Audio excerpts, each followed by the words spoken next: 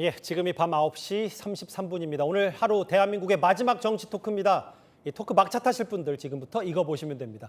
유명 논객 두 분 모셨습니다. 서영주 소장, 김병민 전 부시장입니다. 어서 오십시오. 네, 안녕하세요. 일단 오늘 있었던 얘기, 오늘 민주당 신임 대표인 김민석 대표가 각 당 대표들을 다 예방해서 여러 환담자를 열었는데 일단 조국 혁신당을 찾아서 신장식 대표 회동을 했습니다. 제가 이 장면부터 먼저 보여드린 이유가 뭐냐면 조금 전에 전당대회 끝난 직후 여권의 또 다른 스피커 유시민 씨가 참전했기 때문입니다. 신장식 우리 대표님께서 어딘가 인터뷰하신 걸 제가 보고 이것이 합당을 하자는 소리냐 하지 말자는 소리냐 하고 제가 질문을 했습니다. 자강 없이 연대 없고 연대 없이 합당 없다 이렇게 생각을 하거든요. 가장 출발선은 자강일 수밖에 없습니다. 합당도 연대도 자기 페이스가 있어야 되기 때문에 그런 의미에서 우리 자강을 늘 강조해 오신 신장식 의원님께서 생각하시고 또 앞으로 펼쳐가실 자강의 어떤 길이 잘 펼쳐지고 그 위에서 서로 이렇게 함께 대화를 풀어가면 좋겠다는 생각을 하고 있습니다. 예, 쭉 보셨지만 정청래 전 대표 지도부 때와는 좀 분위기가 사뭇 다릅니다. 미묘한 신경전. 왜 저 장면을 보여줬냐? 김민석 당대표 체제가 탄생한 직후에 그간 대통령을 직격했던 유시민 작가가 조금 전 한 유튜브 방송에 출연해서 생각보다 꽤 센 얘기들을 좀 했어요. 유시민 씨 얘기, 유시민 작가 얘기를 한번 좀 봐야 될 것 같은데요. 김병민 부시장님. 네. 먼저 같이 봐야 될 것 같은데 여당 전당대회가 공화정을 지키는 데 성공한 전당대회라고 평가했고 대통령이 대리를 보내서 당을 지배하려 한다. 저건 김민석 대표를 가리키는 말 같고요. 네. 아까 공화정 얘기는 그러면 그동안 왕정이 될 뻔했는데 전당대회에서 그래도 균형을 맞춰서 공화정이 된 거냐. 당원들이 괴로운 선택을 강요당했다. 호남이 대통령 망신당할까 봐 걱정한 것. 그래서 김민석 대표 손을 들어준 것 같다라고 했는데 일단 또 다른 내용도 맞지만 전반적으로 김병민 부시장 평가는 어떠세요? 유시민 작가의 저 논평이요? 대통령을 향한 직격이라고 아마 내일자 뉴스가 도배가 될 것 같다는 생각이 듭니다. 왜냐하면 공화정이라는 표현을 쓰면서 왕정, 귀족정으로 가게 되는 내용들을 막아야 된다고 얘기를 했거든요. 결과적으로 대통령이 본인의 대리인을 보내서 당을 지배하려고 한다면 이 민주주의 사회에서 이 공화정 체제 내에 이런 일들이 있을 수가 있겠는가. 예. 하지만 대통령이 누군가 사람을 보냈는데 그 사람을 뽑지 않고 다른 사람이 당대표가 되게 되는 순간 그 대통령의 권위는 완전히 흔들리게 되니까 민주당의 당원들이 괴로운 선택을 당했다는 겁니다. 예. 결과적으로 호남 얘기도 잠깐 나왔는데요. 호남의 반도체 투자로 인해서 사실상 대통령이 이번 전당대회에 개입했다라는 취지의 언급을 하고 있는 것 같고 뭐 야당에서는 그런 걸 비판하고 있죠. 일단 말씀하세요. 유시민 작가도 마찬가지입니다. 그래서 예. 호남을 빼고 나면 나머지에 대한 투표를 보니까 거의 반반이 나왔다는 거예요. 예.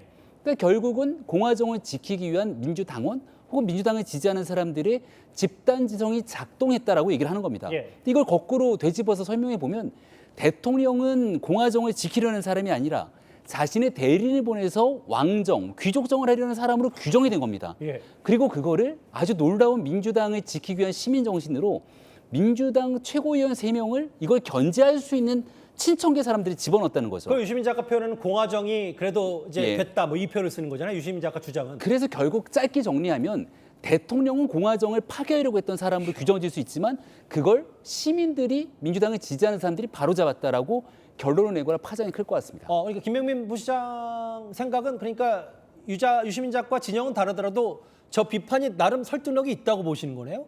매우 정확한 표현을 했다 이렇게 생각이 되는데요. 아하. 객관적인 팩트와 사실을 얘기한 거기 때문에 저 발언을 어떻게 비판할 수 있겠습니까? 서영주 소장님. 네. 사실은 네. 전당대회 이제 막판 됐을 때 뭐 여권 내부에서 유시민 작가가 왜 등판 안 하는지 뭐 김민석 대사련 때문에 이제 언급을 좀 피하는 거 아닌지 이런 여러 가지 해석이 나왔는데 네. 지금 전당대회 끝나고 김민석 대표가 신당대표 된 지 일주일도 채 되지 않아서 특정 유튜브 출연해서 네. 왕정 공화정 또 새로운 비판 카드를 들고 나왔단 말이죠. 그렇죠. 지난번에 어물전에 이어서 공화정이 나왔습니다.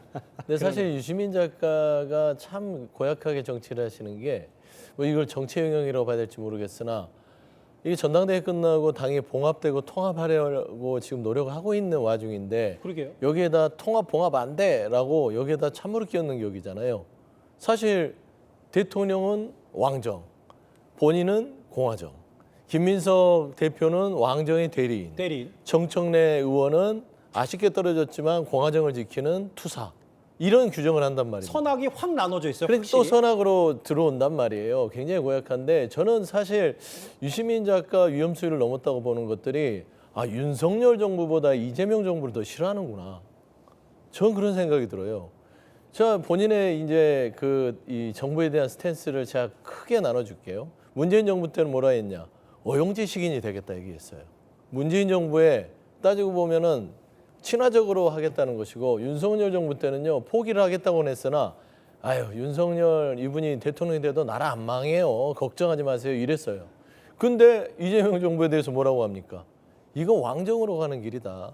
이게 뭐 사실상 이게 민주주의의 길이 아니라 거의 독재의 길로 간다라고 지금 악담을 또 퍼붓는단 말입니다. 무슨 의도일까요? 사실상 공화정을 실현시키겠다는 것인데 저는 유시민 작가께서 이재명 정부를 더 이상 본인의 정부로 인정하지 않겠다라는 선언이라고 봅니다. 유시민 작가에 대해서는 여권 내부에서 워낙 비판 목소리가 많았고 이제 여권의 스피커도 아니다, 영향력이 없다. 이건 일단 모르겠어요. 이제 그런 비판이 많았었는데, 근데 이제 이런 건 있을 거예요. 유시민 작가 얘기 중에 아까 미처 짚어보지 못한 저 내용. 민주당을 걱정하는 시민들이 최고위원회에서 김용 전 부원장을 떨어뜨렸고. 네. 그리고 아까 잠깐 지나갔는데 전당대회가 불공정하다는 표현도 썼어요. 김병민 부시장. 저는 이제 더 이상 유시민 작가의 말에 논평하는 것보다 이쯤 되면 지금 사실 팀 정청래 최고위원 3명도 있고 예. 그들은 전당대회 내에서도 유시민 작가의 말에 이렇다 할 언급이 없었어요. 그러면 유시민 작가 저렇게 아예 전당대회 끝나고 김민석 대표는 대리인이라고 했고 그럼 팀 정청래 최고위원들도 김민석 대표 체제에 녹아들려고 하더라도 지금 아예 전선이 저렇게 다시 굳어진 것. 네. 분열 양상의 씨앗이 남아있다. 이렇게 분석할 수 있는 거 아닙니까? 내적 분열로 볼 수도 있겠습니다만은 명확하게 김민석 대표가 독주하게 되는 상황에 대해서 견제를 하지 않게 되면 팀 정청래로 당선된 사람들이 본인들의 역할을 다하지 않게 되는 상황이 오게 되는 거죠. 김민석 대표가 당대표 취임하자마자 지명직 최고위원을 임명하면서 청년 최고위원을 임명하게 되는데 예. 여기 대해서 최민희 의원이 바로 반박을 하지 않습니까?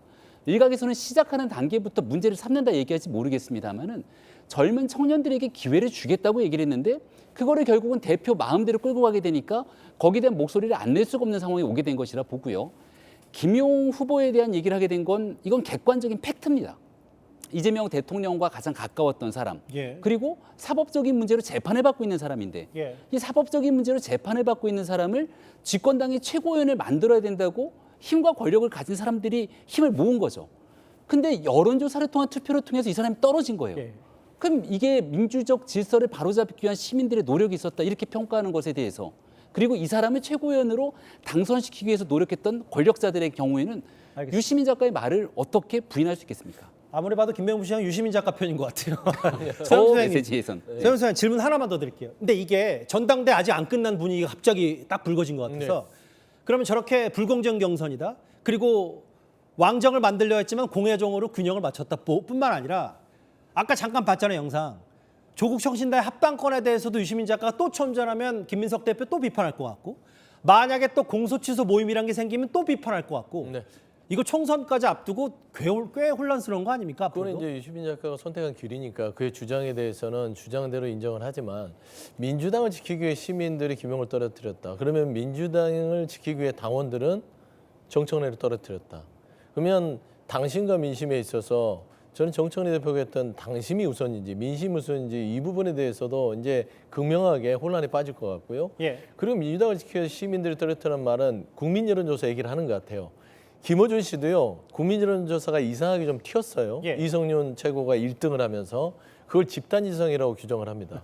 하지만 지금 오늘 김민석 대표가 이건 이상하다. 예. 여론조사가 매번 모의고사에서 꼴등하던 사람이 본고사에서 1등을 하는 그런 결과가 초래됐다. 예. 심지어 이 유튜브에서 영상에서 확인된 거는 선거 여론조사를 하는 데 있어서 지역을 속여라, 나이를 속여라, 성별을 속여라 이런 게 다 나왔단 말이에요. 예. 이런 게 집단지성이라면 과연 이런 그 부정의를 보고도 유시민 작가는 왜 본인은 공화정을 들먹이면서 이재명 정부를 왕정으로 치부하는지, 이게 사실상 어떤 속내가 있는지는 다음 발언을 보면서 한번 지켜봐야겠다는 생각이 듭니다. 알겠습니다. 조금 전에 유시민 씨가 특정 유튜브 출연에서 얘기했던 발언, 아마 오늘 여러 정치 토크 프로그램 가운데 가장 먼저 이 이슈를 전해드린 것 같아요. 그런데 이 얘기 말고도 짧게 하나는 더 짚어볼게요. 주말부터 오늘까지 지금은 여권 내부 갈등이었다면 여야 전선이 하나 그어진 게 있습니다. 바로 노웅래 전 의원 불법 정치자금 수수 혐의에 대해서 항소심 무죄가 나오니까 당시 법무부 장관이던 한동훈 의원 책임져라라고 했고, 한동훈 의원 무죄 나왔다가 돈 안 받은 거 아니냐, 이렇게 공방이 커진 건데요. 두 분께 짧게요. 김병민 부시장님. 예.